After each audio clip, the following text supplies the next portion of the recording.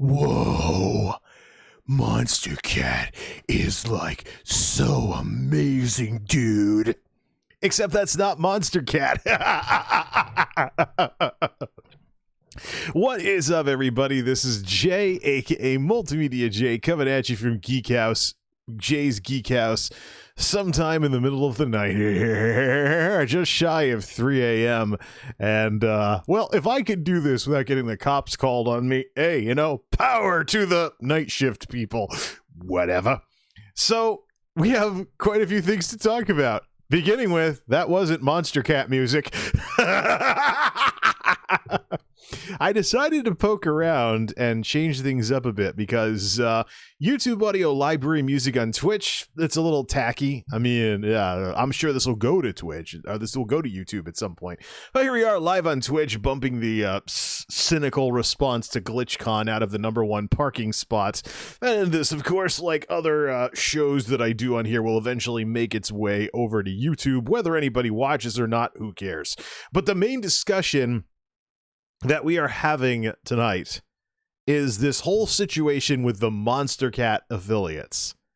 My jokey name for all of those people out there who are going to buy Monstercat Gold licenses for 30 days and then try to become a Twitch affiliate, which I'm going to try that, actually. That would actually be pretty funny. But speaking of what's funny, this has been pretty hilarious, checking out all of these people.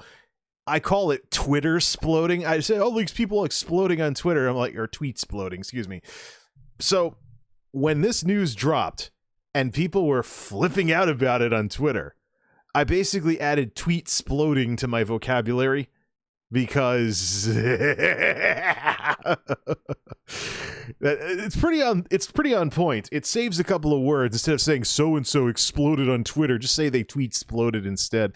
They were tweet exploding or something. You know, if doom scrolling can be a word, tweet exploding can be a word as well. I just gotta get used to saying it. Cold ones at the ready. Oh, yeah. So, Monstercat affiliates. Twitch and Monstercat have inked a deal where they're teaming up with each other.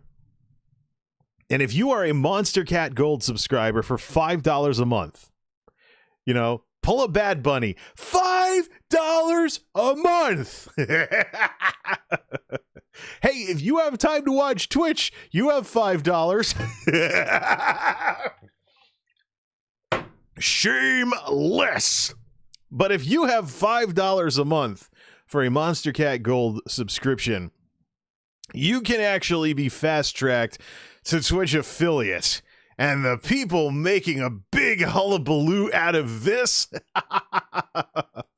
it is insane what people have been saying on Twitter about all of this. People just flipping their lids about this whole situation with Monstercat affiliates. Oh, whoop-de-doo. There's some kind of sweetheart deal to skip rungs on the ladder with Twitch, just like there was a sweetheart deal for Mixer streamers to skip rungs on the ladder going from Mixer to Facebook Gaming when Mixer shut down. The truth of the matter is that what has gone on with these people just shows the Twitch Bowl effect in its fullest. If there's anything that Twitch is good at, it's marketing. They're terrible at technology right now, especially with the DMCA situation, which is a showstopper for me getting more involved on this platform, quite frankly. Until they fix that fundamental weakness of their platform, it's more worth it for me to stream on YouTube. Sorry.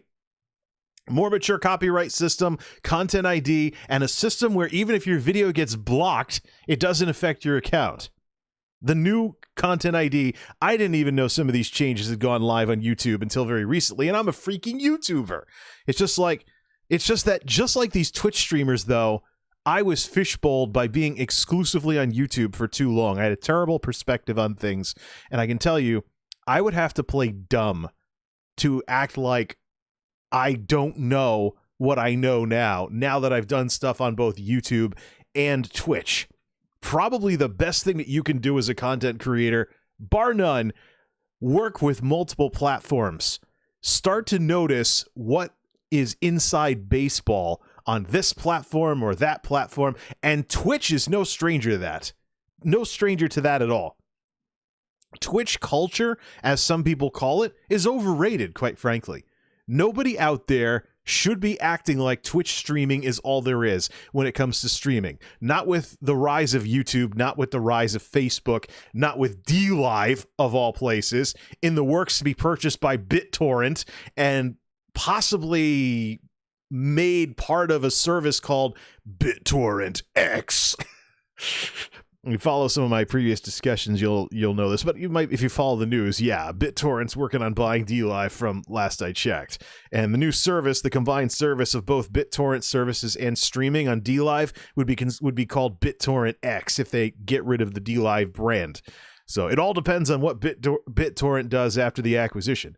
But going with this whole thing with Monstercat, this Monstercat situation is something that not only do I support it, no matter who it upsets, but I think Twitch should have done lots of other things like this.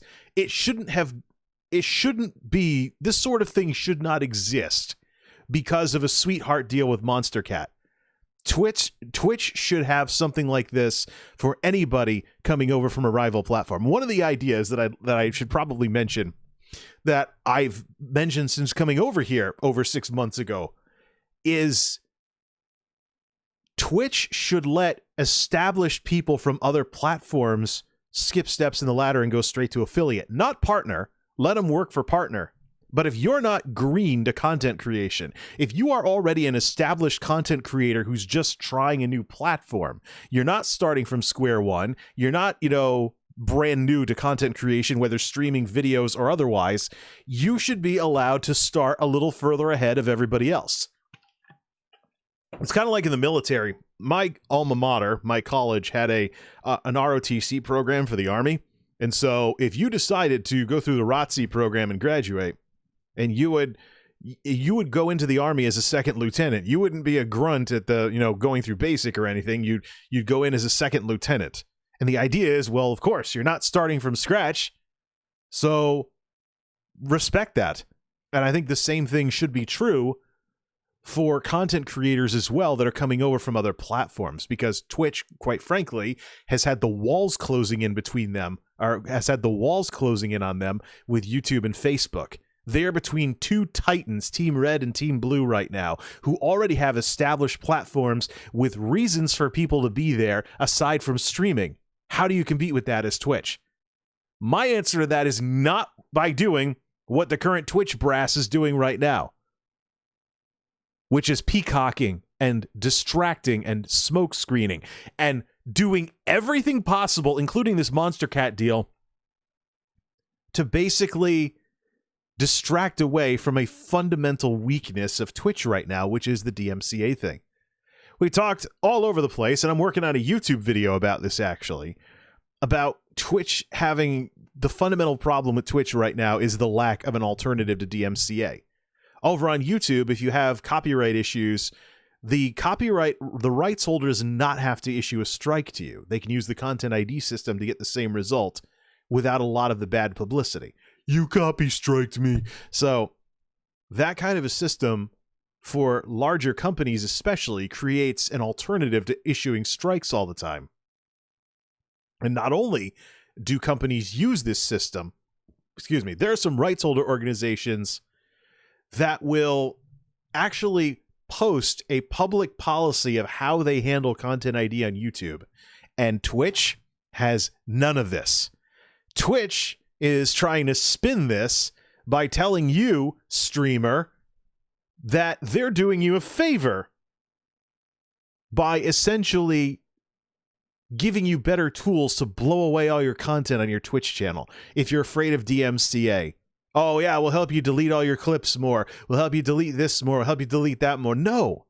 The real solution, like I've said in my discussion about dumping on the creators, is to, quite frankly, address issues like DMCA as a platform responsibly and not dump on the creators, leaving everything up to them. YouTube has, and that's why Content ID is what it is today. So we had some pretty awesome music that we opened the stream with tonight. Sounds like Monstercat, but it isn't. It's actually NCS. Let's put a browser on the screen here and let's link this back up. Maybe I should stop using Avast Secure because I always have to relink it every single time. Avast NCS. Here is, ladies and gentlemen, the new, and let's actually just make this full screen again. Here is, let's do this and let's uncrop the image. I cropped it last time. Woo, tabs. Oh yeah, baby. There. This is the new NCS. It looks like some cross between Spotify and what MySpace tried to do.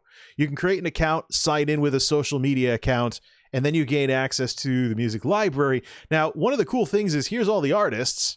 So here's all the artists and stuff. So I know about their YouTube channels and stuff. And one of the things that I've noted with NCS is I've basically been calling them Dubstep Clearinghouse. And what that basically means is it sounds kind of like dubstep-y stuff, and it's left over from the music fad. Of course, there are some genres out there that have actually developed out of dubstep and things like that. So I've traditionally joked about NCS being Dubstep Clearinghouse because it all sounds like electronic robot music. However, it appears that much like how Monstercat is stepping up their game, and much like how the YouTube audio library over on YouTube is getting tons and tons of revisions every other, they've updated the UI a couple of times, and YouTube is actually committed to updating the internal music library on the YTAL twice per month. So I should go see if there's anything new in there. And it looks like NCS is actually stepping up their game as well. So here we go. I mean, the fun part is, some of these tracks, the artist has actually uploaded both a regular version and an instrumental version. So you can actually, like Lonely Way is going to be one of the songs I play for the outro today. I've also added the attribution requirements to the About section on the Twitch channel, and it will also go into the descriptions of videos that are made on YouTube out of this stream. So anywhere the music is played, there will be an attribution like you're supposed to do with NCS. But NCS is really stepping up their game.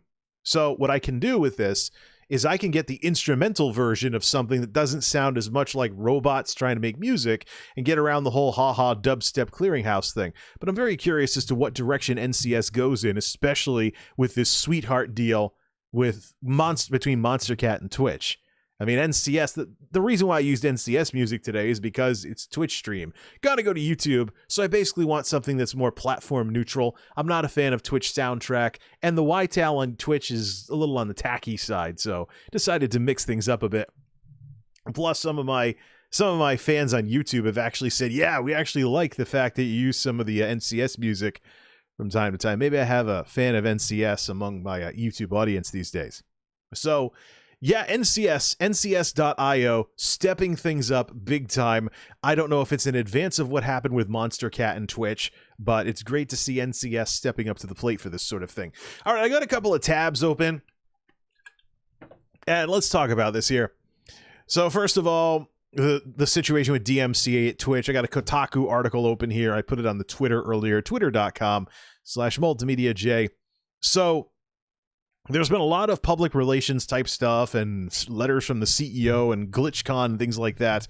Fundamentally, though, the showstopper that the Twitch brass needs to deal with is that Twitch does not have an alternative to DMCA like YouTube does.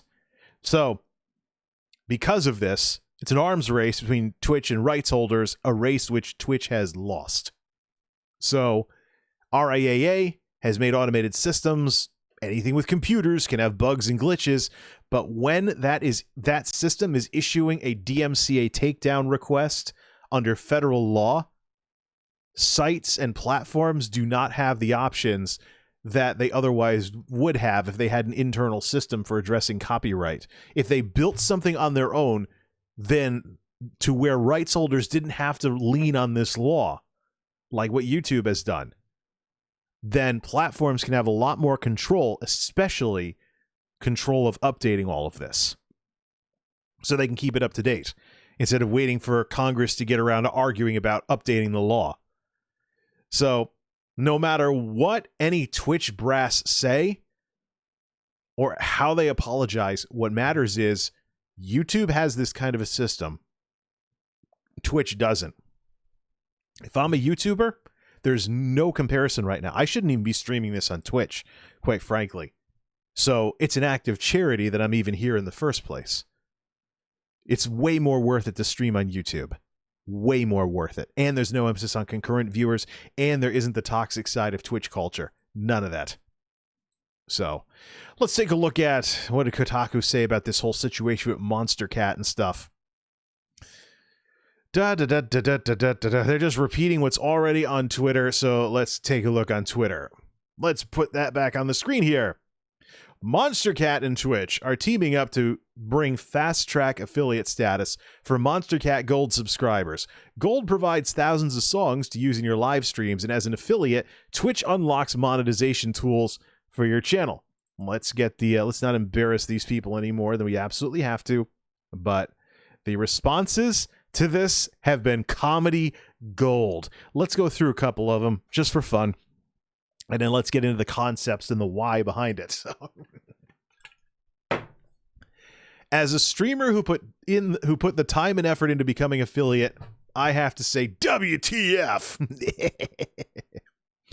Yeah, I responded, time and effort until Twitch was slightly less broken and someone actually saw you. Your content should stand on its own. No need to attack others because a platform succeeded looking bigger and better than it actually is. That's what Twitch is good at, by the way. So many people out there talking about Twitch like it's bigger than it actually is. The traffic numbers versus YouTube are one of the telling sides that is not the case. Another streamer who I checked Sully Gnome for, about a 20 to 50 concurrent affiliate here. Step right up and buy your status instead of working for it. That's right, kids. Pay us for your sub button so we can start making money off you. We'll take 50% every time someone subs to you, in fact. Aren't you glad you bought this? Oh, and there's music, too. It's amazing how people can think that Twitch affiliate is actually anything. So... Oh, look, people are messing with this guy. Twitch is the only platform with a concurrent viewer requirement. This is me responding. You might want to bust out of the Twitch bowl, fishbowl, and compare Twitch affiliate to Facebook level up. See how the walls have been closing in on Twitch in the market. Yes, yes, yes. Let's bring up some of these graphics. We have them. We've been sending them around. Concurrence. Twitch stands alone. Let's open yet another copy of Twitter. How many Twitters are we going to open tonight? Oh, yeah. We have that. Yeah. So let's open up the audience ratios and stuff along those lines. Let's revisit a little something here. Emphasis on concurrence. Twitch stands alone. So Twitch is sandwiched, not on this graphic, but Twitch is sandwiched between two platforms that do not have concurrent requirements. That's the big difference. At the same time, Twitch, as Ninja put it, Twitch is streaming. They don't have a very good presence for after-the-fact content, and the recent DMCA Mageddon nonsense has made it so that it is not worth it to store after-the-fact content on Twitch, because Twitch is the biggest sitting duck when it comes to getting DMCA'd, because there's no system, there's only strikes. So, and if the RIAA and rights holder organizations are rolling out automated systems, those are going to have false positives. So if you do a lot on Twitch, your Twitch channel is the most prone to accidental discipline, so to speak, from a false positive, which Twitch, under the DMCA, in order to maintain safe harbor status, is required to comply with. So the argument over whether it's legit or not is between you and the rights holder with the automated system. That is pretty much why Twitch has basically thrown all of the streamers here to the wolves by not having an alternative like YouTube does. So I've mentioned this a couple of times. This is an old slide from a while back, but it is still 100% relevant. Because Twitch is the only platform with an emphasis on concurrence, because Twitch is the only platform with an emphasis on concurrence, this infiltrates the entire culture. It's why on Twitch you're going to hear people talk about 0 viewer Andes or 0 to 2 viewer streams or whatnot. Who cares how many people are watching a stream? If you judge a stream by how many people are watching it, you are not judging that stream by the content creator and their talent and the work they're putting into it. You are judging their stream by something that may very well be beyond their control. How many of these Twitch talking heads How many of these Twitch commentators, these Team Purple talking heads as I call them, how many of them have been saying for years, make YouTube videos because Twitch doesn't have any discoverability? Well, if Twitch doesn't have any discoverability, how do you expect to get that concurrent goal unless you bring an audience from somewhere else or have your friend, open the browser in a tab or something like that? But the thing is, because there's any emphasis on concurrence, there's an emphasis on something that, by Team Purple's commentators' own admission, may be beyond the control of the broadcaster. As opposed to YouTube Partner, 1,000 subscribers and 4,000 public watch hours. So let's go through all of these and let's talk about this concurrent thing yet again. So Twitch, followers, stream time, 7 different days, concurrence. The only platform with that kind of a requirement. So YouTube, subs, watch hours. Facebook, followers, stream time, 2 different days, 18 plus, page must be active for 14 days. But then again, the time period is 14 days anyway, so this is kind of redundant. So if your page isn't active, can you actually stream on Facebook? I don't even know why that last one is in there. And 18 plus, yeah, I mean, this is, age of majority and all. So basically, the rest of it seems to be a copy of Twitch with some things tuned down a bit to make it easier and maybe try to attract people away because the requirements are lower. But what's missing on Facebook? What's missing on YouTube? Concurrence.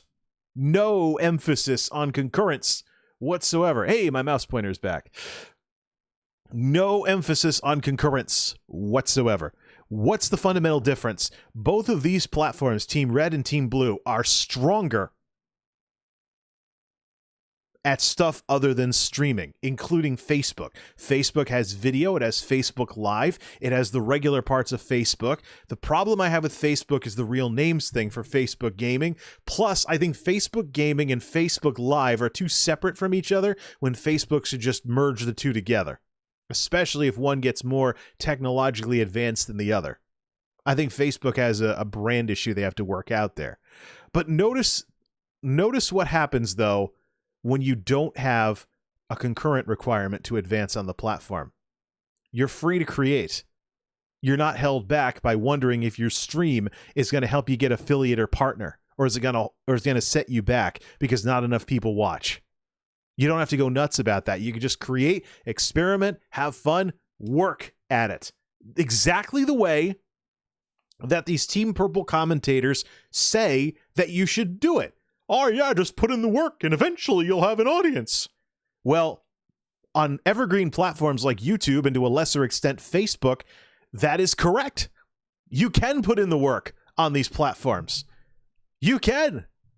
On YouTube, even if your videos get piddly amounts of views, you can make non-time sensitive stuff that the algorithms can pass around, and you can actually grow baby step by baby step to 1,000 subs and 4,000 public watch hours in the span of a year. I think this 12-month period thing is a little too long compared to 30 days Twitch, 14 days Facebook level up. So I think YouTube is overdue to fix this when more people do something like this, comparing everything, and YouTube is the long haul platform compared to these other two. So, but here's the important thing about these first bullet points for all of these. Followers, subs, followers. To do this, you need to impress people to the point where they click a button. Doesn't matter if they ever come back. That's the important part here. I talk about this all the time. Older channels on YouTube have a problem with a growing gap between subscribers and viewers.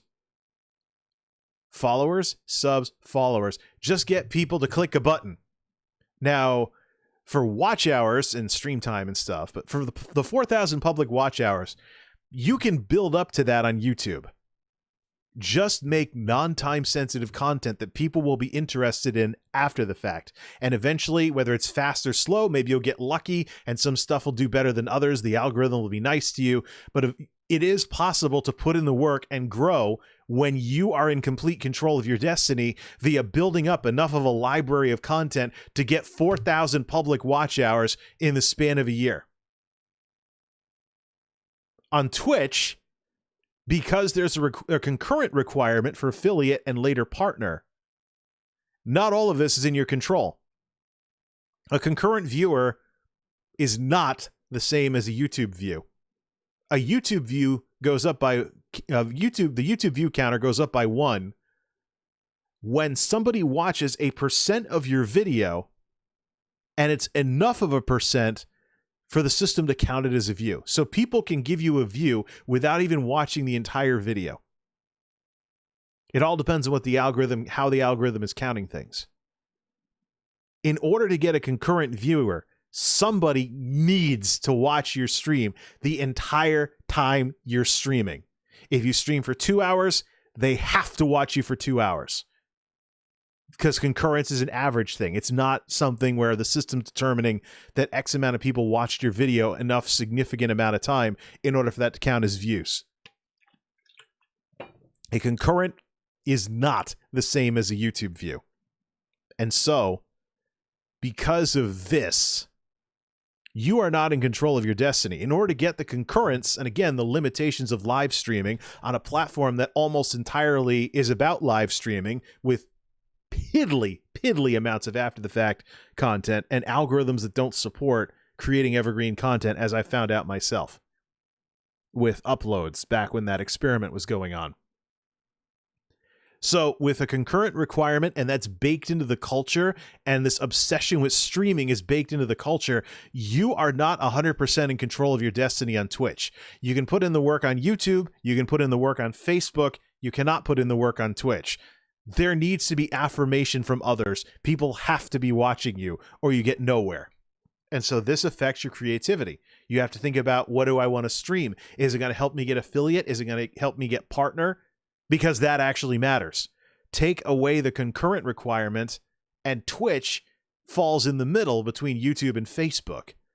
And the comparison is a lot more fair, and the onus is on you to just have fun, make content, entertain people, instead of worrying about freaking out on Twitter, joining these support groups or follow for follow or whatever, or those posts I keep saying over and over again. I keep making fun of them, but they keep happening. Please, someone come help me get Twitch affiliate. We're so close. All right, let's go back to the camera only hit thing and look at some of the responses that people have said. Oh, yeah. By the way, while we're on the topic of being in control of your own destiny, this is a bar graph of the Streamlabs stream elements, hours watched versus hours streamed ratio over time. This is 2020 here. Here's Mixer down at the bottom, dead in the water until it shut down. Now, you have YouTube, Team Red. You have Facebook, the new Team Blue, which plateaued a bit. We'll see how they do in Q4. uBook is an amalgamation of the two, basically representing the combined numbers of all of Twitch's competition now that Mixer has shut down. And here's Twitch. This is the audience ratio. Hours watched versus hours streamed. Look where Twitch is, and it dipped a bit versus YouTube climbing and Facebook plateauing. So, and notice the widening gap over here between the 20-something for Facebook and the 100-something for YouTube and Twitch. That's the audience ratio. This is a measurement of hours watched versus hours streamed. So when I see Twitch folks trying to market the company a little better, I think the demographics they have to push for is people who want to watch Twitch but not be streamers. And good luck doing that when your brand is so strong that that everybody wants to be a streamer, and Twitch is, your brand is so strong that everybody wants to come over and they assume they'll be successful like everybody else. So let me actually take a look at, somebody responded while I'm live. What's this crap? Thanks. Yes, I'm going to completely give up being a retro streamer and do something like blogging. Okay. What's that about? Let's see here. Let's see. How is Facebook dealing with DMCA regarding in-game sound and music? They have algorithms like YouTube, but cruder. Look, I don't know much about Facebook, and I'm not giving Team Blue a shot until they solve their real names problem. But I do know that there's some weird stuff that's happened on Facebook because they're chasing after YouTube. Facebook is rolling out technology just like YouTube is, and they're aggressively rolling it out. They get that it's not just a giant marketing thing like what Twitch is doing. There needs to be technology, otherwise you're dumping on the creators. That's how YouTube got around the DMCA thing, by creating a system that allows for a viable alternative to issuing strikes all the time that makes good business sense to use. In more recent years, I've said this so many times, and I'll say it however many times I need to.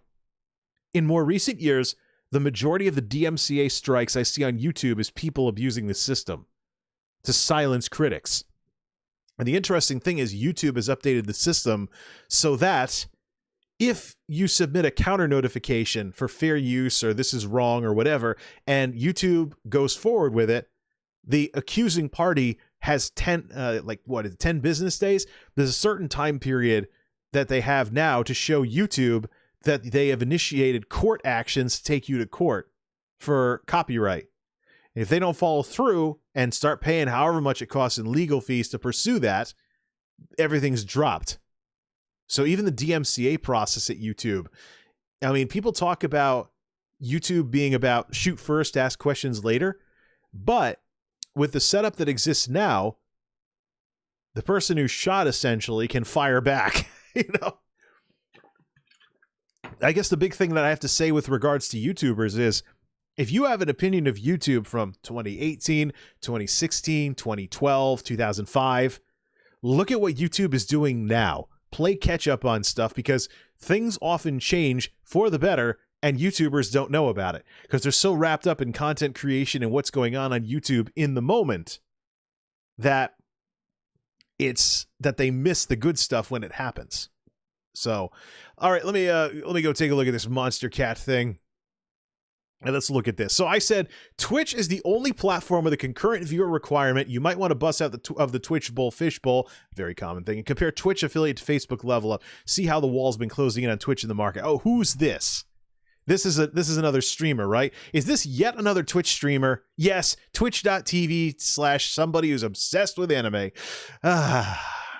Yep, another Twitch streamer. Let me guess. Overly emotional, illogical. Let's see here. What does that even mean? YouTube, you require watch time, which I would argue makes the join button have more value than the subscribe button. Says anyone can ask a few friends to open a Twitch tab and boom, affiliate. Where on YouTube, you need thousands of hours of watch time. Yeah, Twitch streamer. And that's where YouTube is the long haul platform. And I think right now, the process on YouTube takes too long. A year might have made sense 2 years ago when YouTube revenue plummeted, when creator revenue plummeted so much that they had to gate it off a bit in order for whoever was in the partner program to make more significant income. But at the same time, I think what YouTube needs to do is look at the scaling aspect of it and make it to make it where if somebody is partnered and they're not very good at, they're not doing very well with their videos, it's just piddly anyways. I don't think YouTube really thought about the traffic side of it. The people that were making, less than $10 a year off of, the partner system, are they going to enjoy being a partner if they can't actually make content that people are actually watching? YouTube changes practically every 2 years. So it's not a good idea to approach YouTube in 2020 based on 2018 or 2016, 14, 10, go all the way back. You have to know how to deal with YouTube now, which makes me wonder about all of those commentary videos from Team Red commentators from a couple of years ago about how to grow on YouTube, how to get views, how to beat the algorithm. It's almost like it's not even worth it to make videos about that stuff because YouTube changes so much because of Google's technology investments in the platform that information can go obsolete very, very quickly. I will consider whether I want to respond to this streamer flipping their lid after the show. But the point is, Twitch, well, we'll get to that. Honestly disliking Twitch a little more for every day that passes. What is even going on? Hey, come to Facebook. It'll be a long time before I consider that. And that's I said YouTube streaming is more straightforward than it used to be. Plus, the affiliate agreement allows for platform rotation. That's something that Twitch affiliates forget. I see them forgetting this all over the place. Twitch actually has official guidance that talks about how the content thing, how the whole thing with content on Twitch refers to what's live, like what I'm doing right now. It doesn't refer to, if I end this stream, go to YouTube and start another stream. Platform rotation to experiment and square the platforms off against each other is still, per the agreement, something that Twitch affiliates can do. I cannot speak for Twitch partners because that depends on what's in the contract that's negotiated. But the generic affiliate agreement is absolutely the sort of thing that still allows for experimentation. It's just that the minute something's on Twitch, it has to live on Twitch for 24 hours. Doesn't mean that you can can square off how your Twitch stream is doing versus do another stream and double stream to Facebook and YouTube at the same time with something like Slobs, which Streamlabs OBS, rolled out native multi-streaming support a couple of months ago, actually, if I remember right. I don't use Slobs, I use Stream Elements, so I don't really know if it's really that foolproof yet. But I think that at this point, multi-streaming is probably going to turn into something that becomes a lot more feasible with technology, and Twitch is basically holding off the trying to, hold off the floodwaters, so to speak, with an itty-bitty spoon, spooning the water. Oh yeah, the water's not going to pile up if me with my little teaspoon keeps throwing the water over the sandbags. Yeah, no, it's not going to happen. Let's get back to the people flipping out about this and see what other kind of winner comments people have been saying. Oh, terrible idea. Why bother working hard to earn something when you just pay for it instead? Ashney Christ, for once we agree on something. That's rare these days. Well, this is really not worth freaking out about. Who wouldn't pay $5 to save themselves a few weeks at a time? How about a few months at a time? See, the thing is, the concurrent thing depends upon, unless you bring an audience with you, the concurrent requirement specifically depends on Twitch's systems working to introduce you to people. And what is Twitch known for? No discoverability. I have seen, for example, the concurrent counter for this stream move once all stream, besides the stuff that's baked in because I run my dashboard and a copy of the stream to see what the audience is seeing. On YouTube, this would have gone up and down a lot more in this same amount of time. That's the difference in the platforms. That's the difference in the technology. So that's the problem. I've got everything except concurrent viewership. That's it. Nobody's watching me. The end. Is that a problem with me? A longtime YouTuber, YouTube partner, and now YouTube streamer who's only streaming on Twitch as a sidecar because of Twitch's deficiencies as a platform? Or is that a problem with the platform that is losing this fight? But Twitch is still the biggest streaming platform, and Facebook and YouTube keep gaining every quarter. And don't forget, the numbers I throw around are skewed because Streamlabs and Stream Elements is looking specifically at gaming. If we brought everything else into the equation, YouTube would be the biggest streaming platform. It's just that YouTube, Team Red's numbers on the Streamlabs Stream Elements reports are only talking about gaming streaming. Non-gaming streaming is a totally different monster altogether. Same thing on Facebook. Facebook, Team Blue, is Facebook gaming. But there is live streaming on Facebook completely outside of fb.gg, and that is Facebook Live, when your friends go live at like a restaurant or something. So kind of the more social, low-key, local type stuff, like local events. I know I've seen more than a few press conferences on local news that were broadcast on Facebook Live. There's even a radio station in my neck of the woods that decided to get all techie, and the 50-something-year-old dude that runs the station walks around with a smartphone doing Facebook Live. That guy's a total guy. Is not 50. I think he might be closer to 60 by now. I don't know, but he might be a younger boomer. He's either young boomer or old Generation X, one of those two. But he's definitely above the half-century mark, and I think he hit the half-century mark nearly 10 years ago. So he's probably the better part of 60 now. So yeah, radio guy, voice for radio, face for radio too. But he's gotten into Facebook Live. Him and his news director are usually going around, oh yeah, Facebook Live, da-da-da. And you see crappy looking smartphone videos on their Facebook page. of things like, town meetings and stuff. Oh, radio stations. Oh. So, why are we surprised a business made a pro-financial move? Yeah, it's like the Superman 3 thing they talk about in Office Space. And that's something I have to talk about, and I absolutely cannot emphasize this enough. What we call monetization on YouTube and elsewhere nowadays sounds like the creator is money hungry. They want ad revenue. They want your money. They want a bug for dono. Monetization when it comes to ad revenue, which is what Twitch is pursuing with more affiliates, with handing out more affiliates to people. Monetization via ad revenue was originally called ad revenue sharing on YouTube. And that's a more accurate term. It just doesn't roll off the tongue as easily as monetized, demonetized. But when you're talking ad revenue is the sort of thing that will benefit a platform even if the creator isn't bringing in enough traffic for it to benefit them. Because you take all of these rinky-dink, itty-bitty streamers, run ads, serve ads, more impressions, those itty-bitty streamers combined add up to an audience that can be used to negotiate for higher CPMs. Because, now we're going to show your ads to an audience of 500,000 people every X amount of days instead of 200,000 people or whatever. So, having a hard time staying on topic, but there's just so many things to talk about tonight. All right. More commentary videos. Facebook level up for All right. Here's this guy. He's a lawyer who also streams.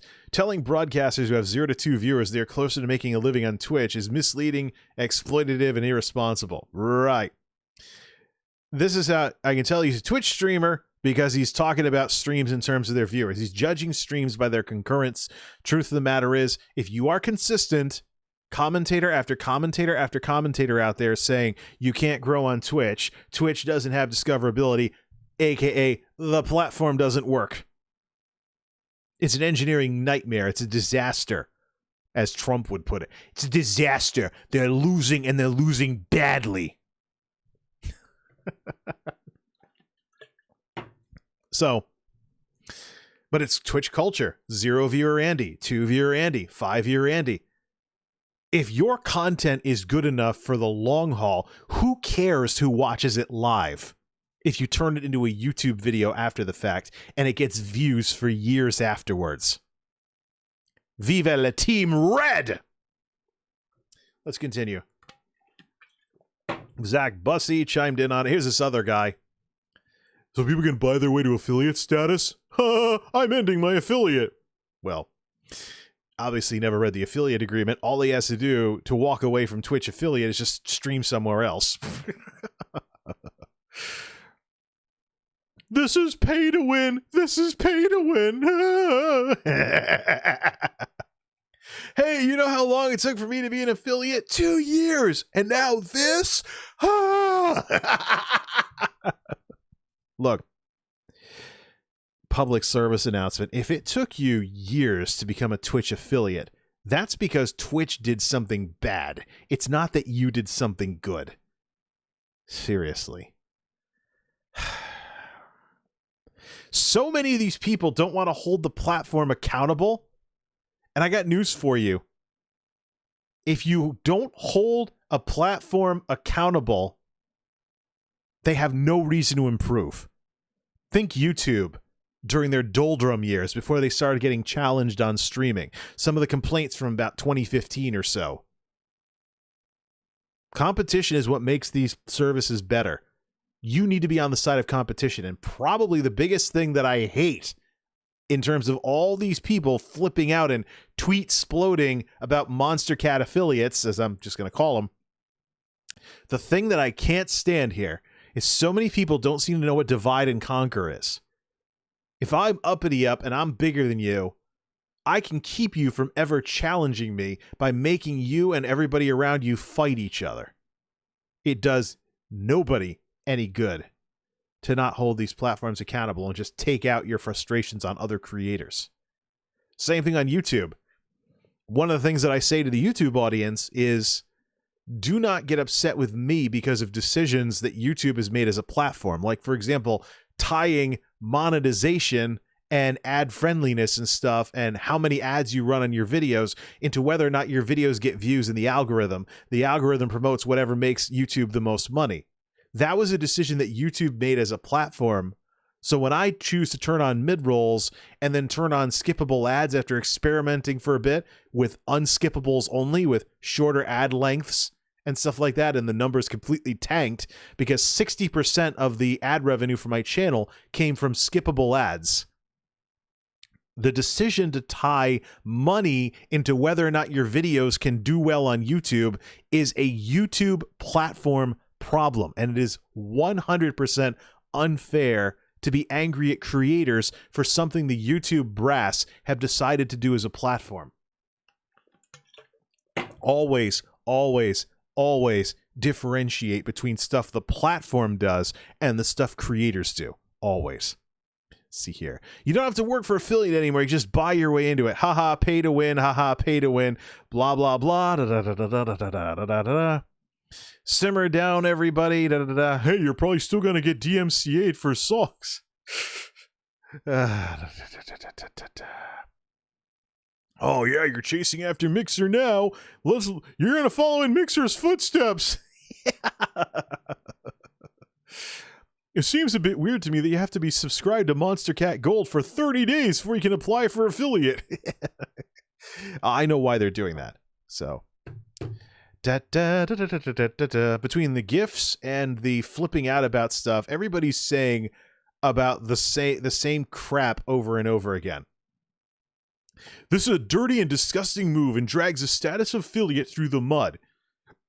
There has to be a better way. Without just handing out affiliate for some cash. And I'm just going to say this, and we're going to can this discussion right now. We're going to talk more about the conceptual side of it after taking a break with some more wonderful music from NCS, which, by the way, lets you download instrumental versions of certain songs, too. So if you're like me and you're not really too fond of the love song lyrics and a lot of NCS stuff, see if there's an instrumental version available on their spiffy new interface. All right, I've about had enough of gawking at Twitter here and making fun of people who are taking this way, way, way too seriously, just like they take Twitch way, way, way too seriously and don't understand the world beyond Purple Land, as so many of them have outed themselves. What is it with Twitch being practically, you know, like a high school? I know that the demographics on Twitch skew younger, but give me a break. Let me just say one more thing. Twitch affiliate is not something to be proud of. You should be insulted by what Twitch affiliate demands of you with the unique emphasis on exclusivity, as well as Twitch being unique with the concurrent viewer requirement. If you ever stopped and looked at how Twitch culture is affected by having any emphasis on concurrent viewers at all, you would understand just how toxic this is. Twitch is poisoning their own platform, this platform, by having this stuff. As somebody who's starting on Twitch, trying to get affiliate, I have to worry about whether or not my stream is going to help me get affiliate or not. I can't just create. When you can't just make stuff on a creative platform like this, it hurts the quality of the content. Because streamers are either dumb and don't know how this works, or they know how this works and they're worried about having setbacks on the road to affiliate, on the road to partner. Now, I know that because Twitch has its problems, that my only goal is going to be affiliate. I do not want to be a Twitch partner, and I'm rather insulted by the very idea given how the platform is nowadays, with DMCA and everything. But if Twitch were more competitive, I might think about it, because quite frankly, competition is good.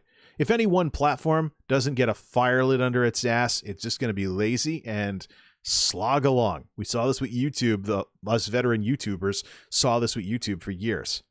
But I'll tell you, I don't care who it offends, this whole Monstercat affiliates thing. There should be programs like this, and it shouldn't take a Monstercat Gold license for something like this to exist.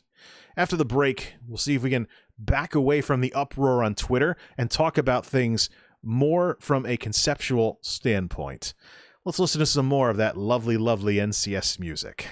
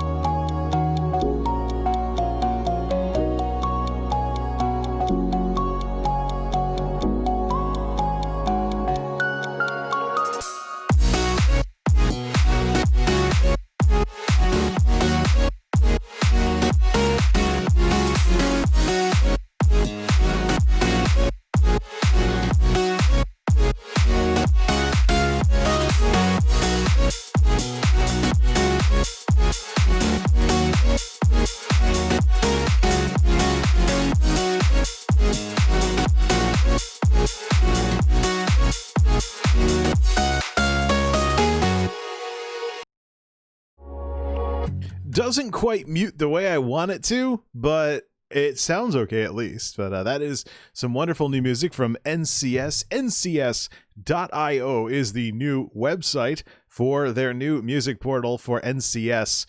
And I'm going to definitely check it out because many of the newer tracks now have options between normal downloads and instrumental downloads. Everything that I'm downloading so far, I may just get rid of my older songs like the AU5 Interstellar, take that out of the rotation.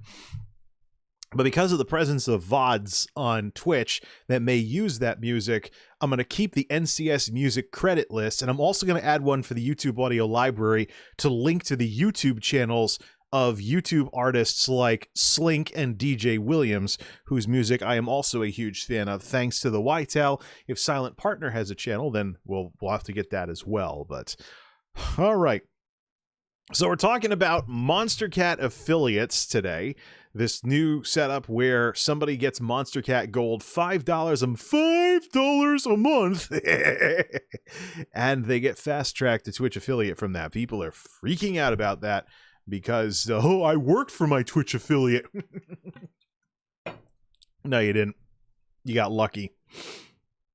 The platform was slightly less broken for you than it was before. That's not an achievement. I'm sorry. You know, you may feel like you worked for it, but again, the attitude of the Twitch grinder is terrible. Where is... I thought I had it open. Yeah, MultimediaJay on Twitter. I thought I had that open for Avest here. We're going to relink that browser window. No copyrights. Okay. So let's begin with this whole concurrent viewers thing and what it takes to get Twitch affiliate in the first place. So 50 followers, 8 hours stream time, 7 different days, and 3 concurrent viewers. Twitch affiliate is unique among the monetization programs, which again, ad revenue sharing, in that it requires concurrence. So you are not in control of your own destiny on Twitch. And on Twitch, the deck is stacked against you. So you can impress people to where they click follow. You can put in the time, work 7 different days in a month, so to speak. You can stream 7 different days, 8 hours total stream time between all of them. But it's this that requires 3 concurrence is how you're not in control of your destiny. Because number 1, Twitch has a reputation for not working very well at letting you have an audience. And I've actually seen some folks who looked promising, became Twitch affiliates and thought they were on the up and up, dwindle down from 50 concurrence back to 20 concurrence as game streamers. Not going to embarrass them or anything by naming and shaming, but Twitch is unique with its unique emphasis on concurrence. And this pervades the culture, and it's used for toxic behavior, and it's just awful. Over on YouTube, you put in the time, eventually get your 4,000 public watch hours in a 12-month period, get 1,000 people to click that they want to see your channel, and you are in. Then make things that are ad-friendly to stay in. Facebook level up.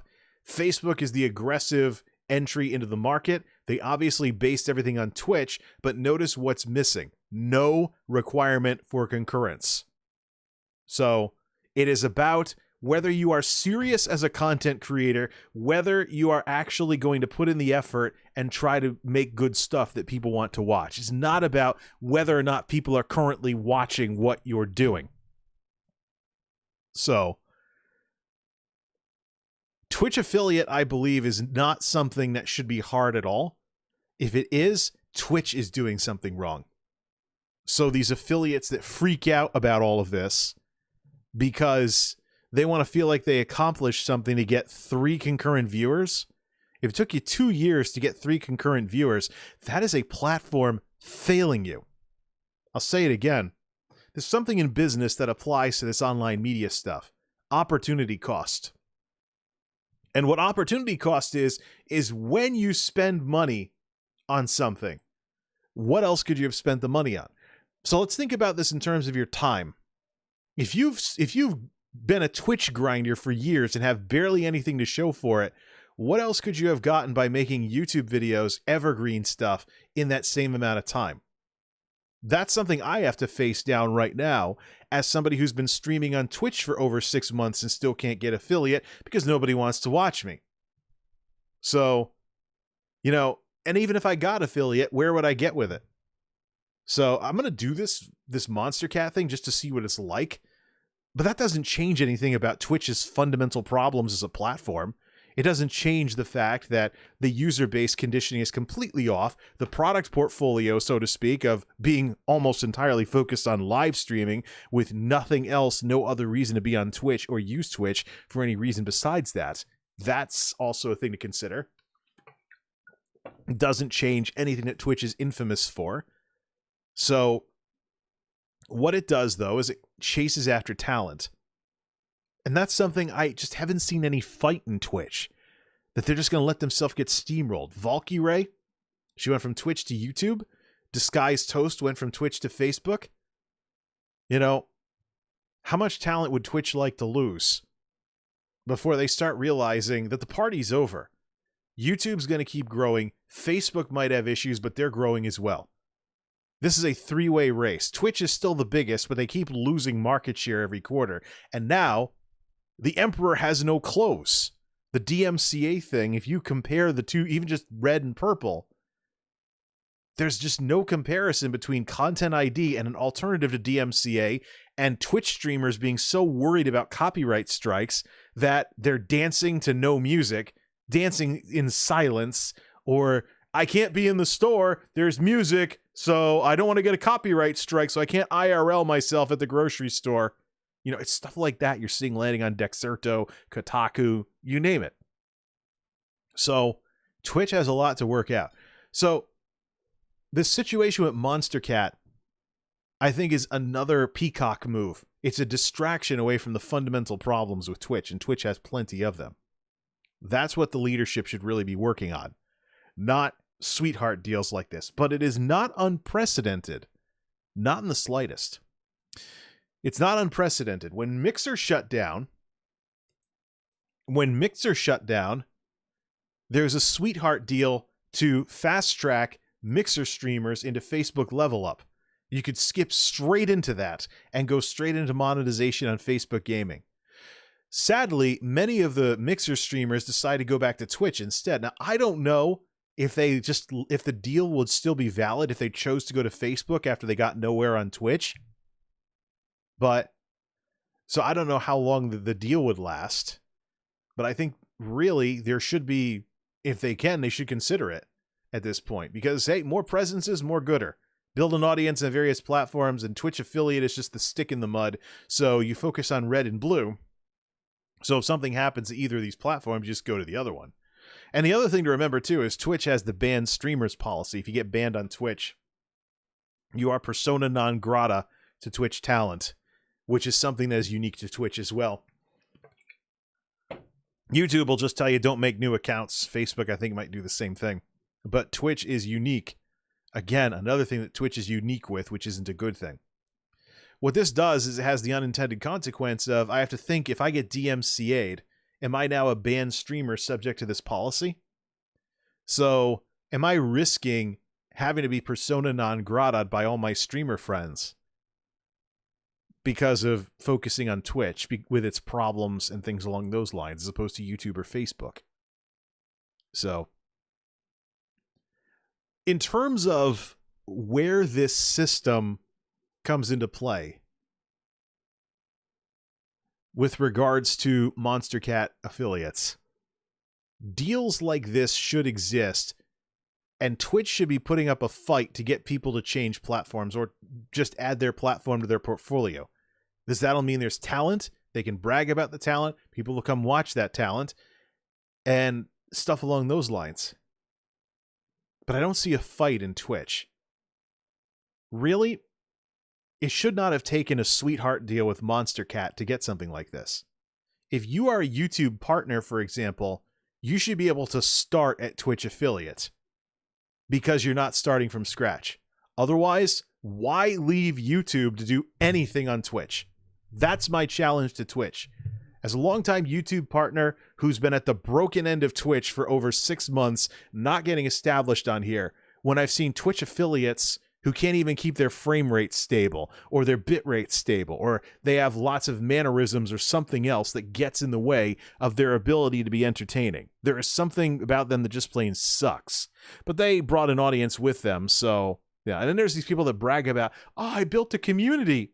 You did? People choose to watch you. People choose to give you their free time. You don't own them, streamer. It's the secular version of something I encountered from churches when I was little. Pastors who thought that they owned the sheep. They owned the congregation, so to speak. And that if a pastor ever tried to preach doctrine to him to get him to go to their church, another pastor tried to do that, they were sheep stealing. I went to the church of the pastor who didn't bother with any of that crap and said, look, they're the Lord's sheep. It's my job to faithfully preach to them. Jesus is their shepherd, not me. I'm the under shepherd of the great shepherd. Nice, humble attitude. That's the church I went to, by the way. The one with the best attitude that wouldn't get all narcissistic about, sheep stealer. So, but I see that so much with Twitch streamers. It's outrageous. Thinking they own their community. They do not. And this is where you see things like no self-promotion and stuff. When if you're a content creator, you're going to be proud of what you do. You're going to want to be able to talk about it without walking on eggshells. So, but in terms of getting people... Let's take myself for an example. I am Team Red. I am a YouTube partner, and my channel was recently approved for channel memberships, even though I'm not a big channel, versus what you're supposed to get to in order to get that. This is one of those situations where YouTube starts features at the top and rolls them down to smaller creators. The literature still says I need 40,000 subscribers to get channel memberships, but here's the fun part. I'm over here on Twitch getting nowhere, while I have the equivalent of a Twitch partnership over on YouTube, should I choose to use it. My experience with Twitch or with YouTube streaming is that streaming on YouTube has improved drastically this year. Live Control Room has been great for catching YouTube up to Twitch in terms of the maturity of their streaming platform. I should be having this discussion on YouTube. What am I doing on Twitch other than knocking my cynicism towards GlitchCon out of the #1 parking spot on the channel? This is going to become a video. It's going to go over to YouTube. I'm going to use the robust Twitch exporter to send it over to YouTube, and it'll eventually become a YouTube video. And who's going to care about the Twitch version?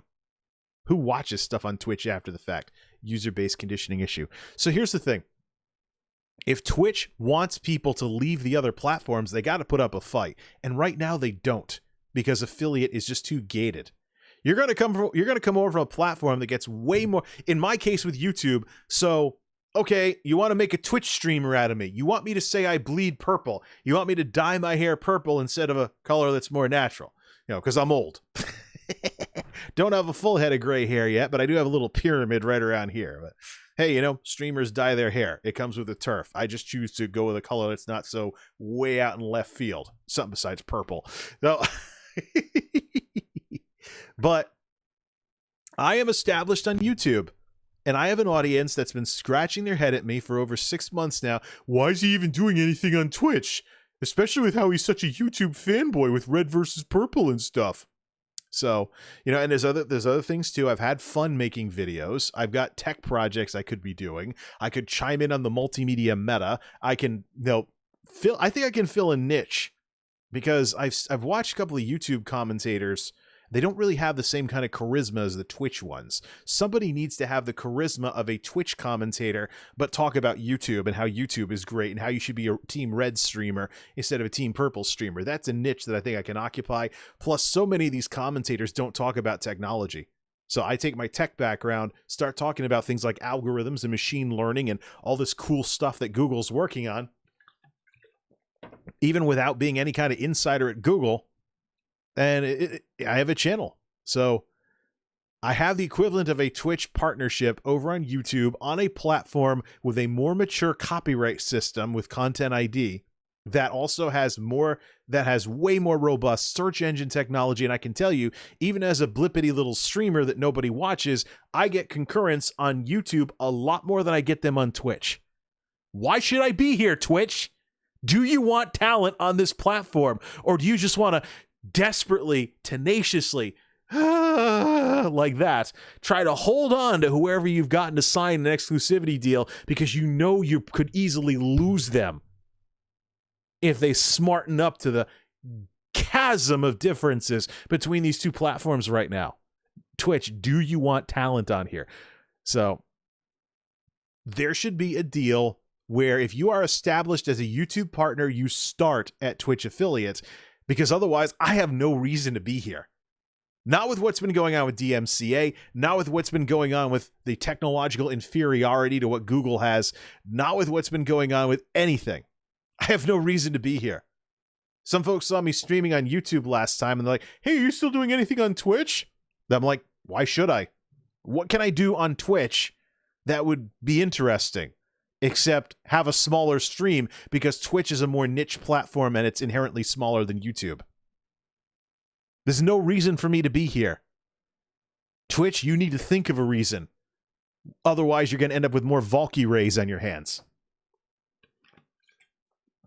I know I bring her up a lot, but she's an incredible YouTube success story and one of the most influential female influencers in the world right now.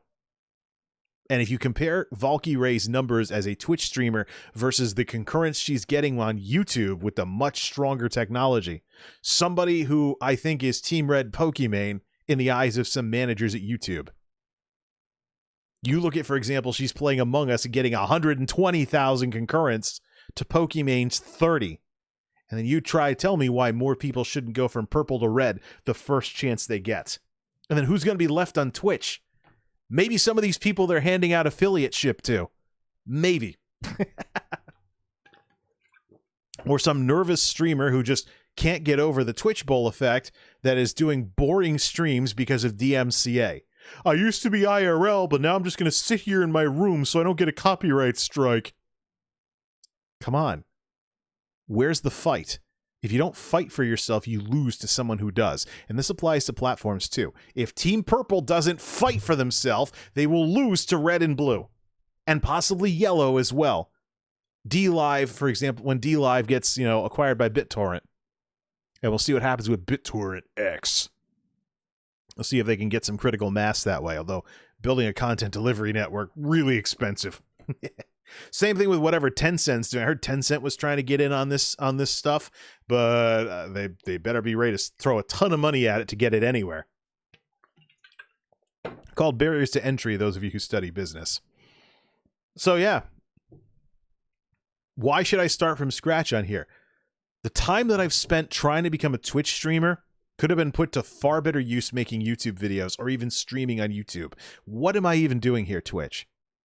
That's the thing. If you already are not fooled, if you've taken the red pill, so to speak, if you've had your Morpheus moment and you've woken up from the Matrix and you realize Team Red has too many automated systems, but at least they're trying.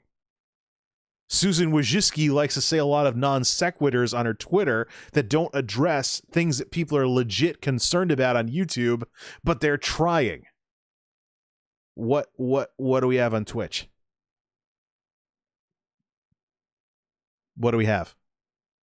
What can I do here that I can't do on YouTube that would be better on YouTube? Especially when you have streamers who are intimidated because certain games got flagged for DMCA. Certain sound effects that match something. And in one case, there was something from Final Fantasy that someone complained about where a YouTube person who did a cover song DMCA'd it. Even though they just did a cover. That's going around Kotaku and Dexerto as well. This lack of a system an alternative to DMCA is why DMCA will be massive on Twitch. You won't see it on YouTube because YouTube's past this point. And on Facebook forked up the money to license music like a radio station. And here's something else that's interesting to think about with regards to this sort of thing. Locking down the content and keeping it off the other platforms. Twitch does it via stuffy agreements like the affiliate contract. Exclusivity. Their unique emphasis on exclusivity, by the way. Versus others where if you're really big, they'll sign you, but it's not like Twitch affiliate. So, if you know that content ID, if you know that the music is licensed on Facebook, keeps your content on Facebook. I'm normally skeptical of Monstercat because Monstercat's business model revolves around you paying that license fee forever. Otherwise, your videos are going to get content ID'd and the ad revenue will probably get redirected or something. I'm just imagining who at Monstercat is looking forward to patrons who make lots of YouTube videos dying. And obviously they stop paying the license fee unless their estate continues paying it. And they get all of the ad revenue. They can set monetization as their content ID policy. Take the ad revenue from all those videos as long as they keep getting views on YouTube after the creator has passed away. It's a rather morbid thing, but, you know, I'm actually thinking of going Monstercat Gold just to try this out and see if you really can get affiliate with it. But let's talk about why would Twitch do something like this in the first place? There's ads to consider. So serve more ads. Maybe there's not enough money for the creator to make a decent amount of money, but that increases the impressions and other stuff. So collectively as a platform, there's something to gain there. But something else that we have to consider, Twitch affiliate is supposed to be like, haha, cool. You're committed to making content. It's not like Twitch partner at all. But they need to get rid of the remaining way in which it's gated concurrent viewers in order to fall in line with what red and blue are doing. This is unique to purple. And if your platform is infamous for not letting people have an audience. And so here's the thing. You have to worry with your channel as well as what you stream as to whether you're going to get viewers or not. You have to worry about that. Because of that, you cannot actually have fun on this platform until you're where you want to be, like affiliate or partner. In my case, my only goal is affiliate. But if you are a Monstercat Gold subscriber and you've paid for 30 days of music, if you're willing to part with money to have assets for a broadcast or YouTube videos, that shows at least an entry-level commitment to content creation. And that's why I think Twitch would actually sign off on something like this. So keep partner as something special, but affiliate, if you're a content creator, you're serious about this, you want to amount to something, go for it. Because otherwise, you lose these people to Facebook. Facebook has the lowest barriers to entry. Get 100 people to click your page, stream a little, and be 18 plus. 14-day evaluation period for Facebook Level Up. This is the barbarian at the gate right here. Now, I know Facebook has its problems with the real names thing and other weird stuff that happens because they chase after YouTube with technology. But they're in aggressive growth mode. If Twitch is going to lose lower viewer streamers, they'll probably lose them to Facebook. Because Facebook is the easiest to amount to something. It has its issues, but it's an aggressive competitor that's trying to grow. What's Twitch's response? Oh, you might get DMCA'd? So this kind of a sweetheart deal not only doesn't surprise me, not only do I support it, Twitch needs to do more of this. There shouldn't even be a requirement for Monstercat. If you're already established on red or blue, come to Twitch, start an affiliate instead of starting from scratch. Save, entry-level Twitch streamer for brand new content creators who don't know what they're doing yet. And then figure out how to get people viewers. There was supposedly an emphasis on getting people to watch a Twitch stream for at least 5 minutes as a driving metric for how the system works, whatever algorithms they do have. Bottom line, people don't want to be wasting their time on a platform like this. And I think, too, especially, and this is something I haven't talked about on my YouTube streams yet, there's a feature on YouTube that has been in beta since early this year. It's called YouTube Applause. 3 guesses what that is. Some people have it, I don't, but it's a test feature that I think YouTube needs to really ramp up and take it to retail. Applause is donos for after-the-fact videos. Super chats, essentially, but that allows for donos on videos. Let's wait for YouTube to get in on the action. I think that donos and subs for videos is one of the things that's keeping streaming as popular as it is. I think the monetization pitfalls for creators are one of the reasons why streaming is so popular right now. Take away that edge that streaming has over traditional YouTube videos, you see people start thinking about, should I be streaming or should I be making videos? Because making videos is less dependent on time slots and whether people are watching me. And I just make whatever, whenever, express myself creatively and probably have higher quality content that people want to watch. So this isn't just between Twitch and Team Red and Team Blue. This is between streaming and everything else, as the playing field is leveled from a monetization perspective. And creators now know that creators don't have to stream all the time in order to, have something besides ad revenue for an income stream from what it is they're doing. This, I think, is long overdue. I'm surprised that I didn't hear about this earlier, but it is a test feature and it's been under wraps. So it's not something that I was privy to until very, very recently. But Monstercat affiliates, I agree with the idea. I agree with the idea for Monstercat affiliates. I think it's something that should be a thing. But at the same time, there need to be other things too that Twitch does independent of a Monstercat deal, that as ways for people to say, yeah, I'm serious about content creation.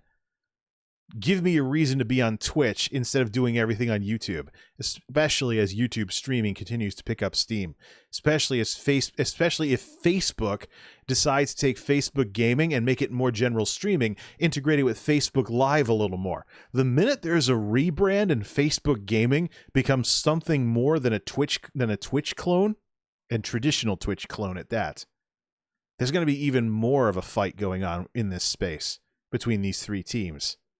There's only a couple systemic things holding back Facebook, just like there's only a couple systemic things holding back YouTube from being bigger than they are. What happens if these platforms fix that? What does Twitch do then? It's a rough road ahead for Twitch. And all of these people that are freaking out about Monstercat affiliates are 100% barking up the wrong tree. This is a good thing.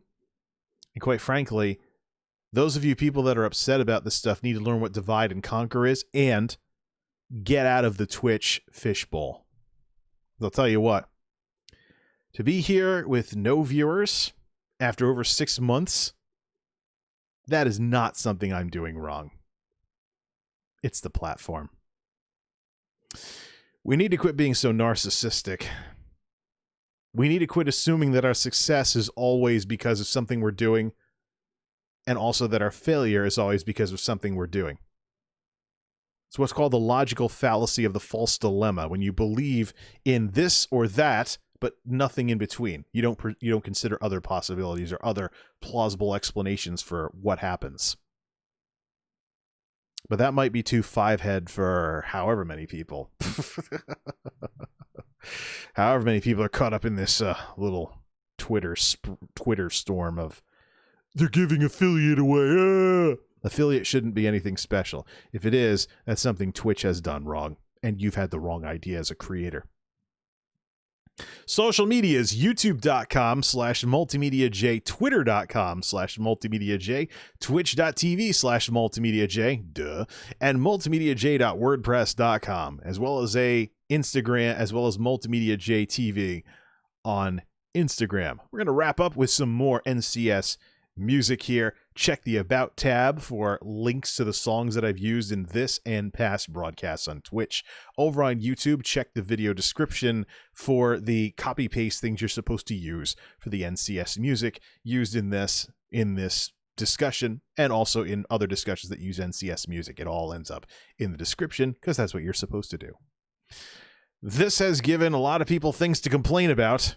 Hopefully it gives people things to think about as well. Till next time, this is MultimediaJay signing off. Thanks for stopping by.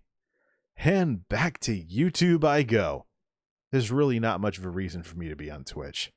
Not with the way things are right now. Twitch, your move.